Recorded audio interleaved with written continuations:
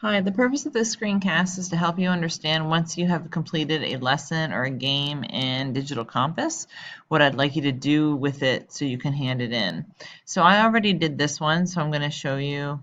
I'm going to click on it, and as you can see, it's called Digital Break. You will also notice there's a certificate here, and you will see that I already did it. You can see I didn't complete much of it, but I did earn a badge, and you can see that I played the game.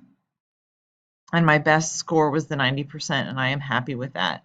So on the Chromebook, I'm going to ask you to simply take a picture just as part of the screen. So on the Chromebook, you would hit the Control, the Shift, and also the little button above the number 6.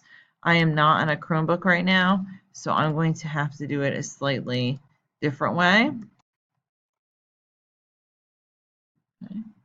But basically what I'm going to do is I'm going to highlight it, which is very similar to what you would do on the Chromebook. You would then get a screen